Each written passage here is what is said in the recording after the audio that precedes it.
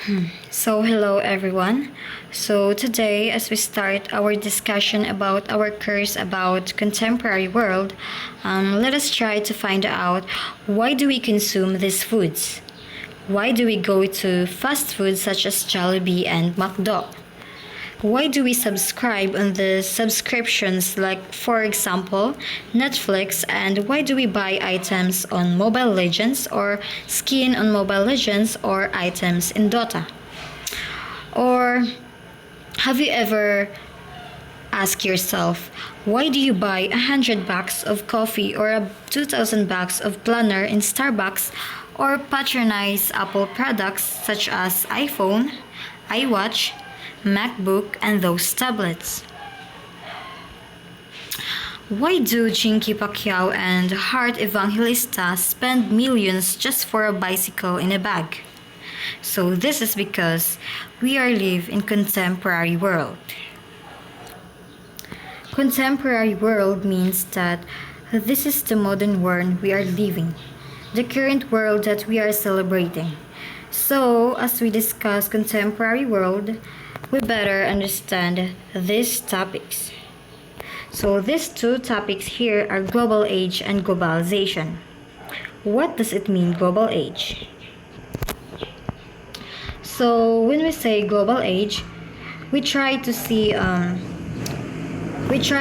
period of time, and we believe in the contemporary world that the world is aging. According to its definition, it is a period of time when there is a prevailing sense of interconnectedness of all human beings, of a common fate for human species, and of threat to its life on this earth. Let us go back to the definition about global age, meaning to say, this tells us that this is a period of time where human beings are interconnected with each other, despite that we are not living in the same roof, despite that we are not living in the same country, we are still connected with one culture, one tradition, and one common fate. And that is for survival of human species. These two topics here are global age and globalization. What does it mean? Yes, we know already what is global age. Therefore, let us try to analyze what is happening to the global age, and that is globalization.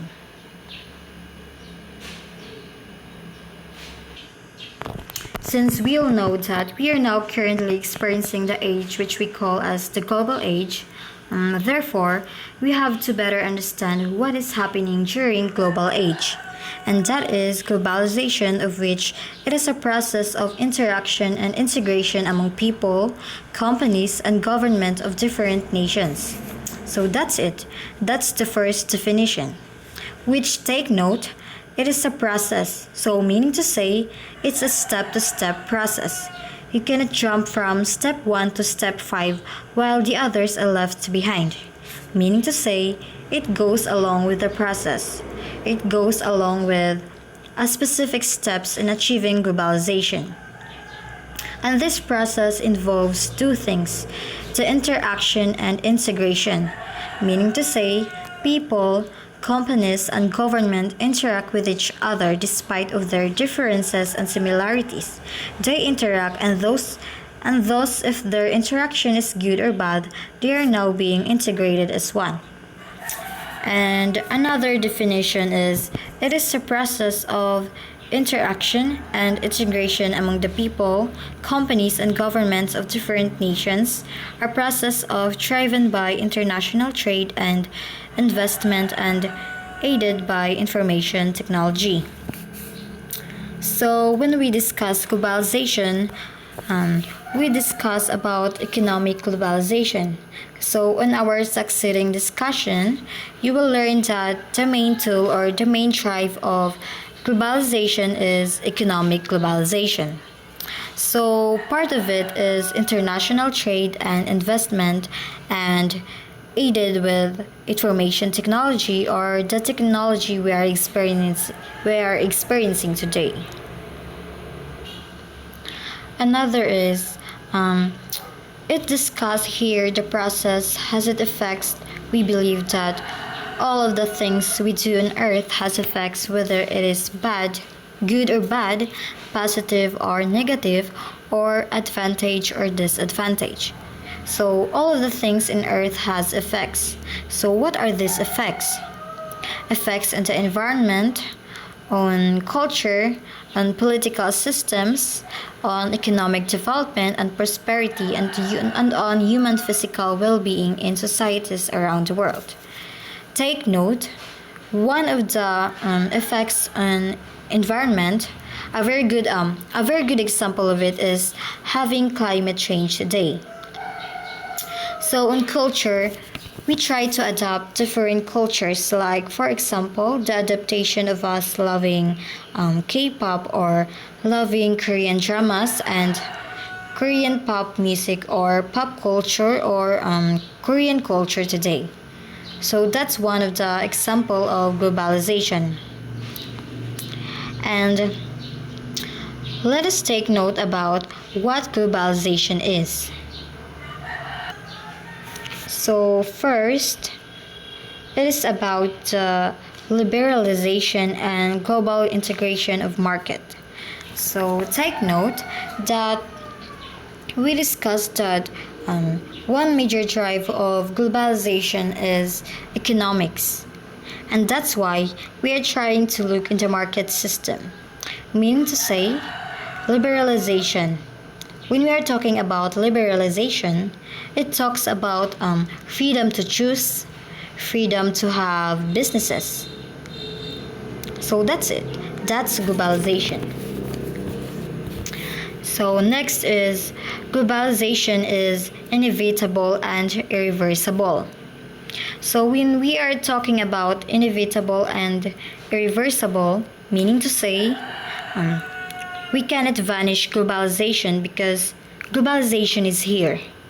We cannot go back to the time. Like for example, we can no longer go back to the pre-Hispanic age or even in the Renaissance or even in the medieval age of the world.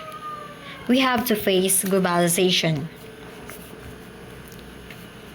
So next is this furthers the spread of democracy in the world. So going back to your social science, democracy talks about the majority rule, or meaning to say the majority rule must prevail and the minority must be protected. So if it is democracy, therefore when we try to go on the process of globalization, therefore we try to spread the majority rule, or what we call as summum bonum, or the good for all. That is summum bonum. Globalization also requires a global war on terror, which means that when we engage in the process, it deals on a war. War? Yes, war, because we try to change the current situation or the current status quo we are living. So, next is nobody is in charge of globalization. You, me, and us is never in charge of making globalization. We are just here as one of the tools that drives globalization itself. We are just here as part of the process of globalization. And lastly, it benefits everyone in the long run. You and me, us human race and human species benefits as being part of the process of the globalization. Yes, the benefit may be an advantage or a disadvantage to others, but let us try to look on a brighter side that globalization benefits all of us. So that's it. That's globalization.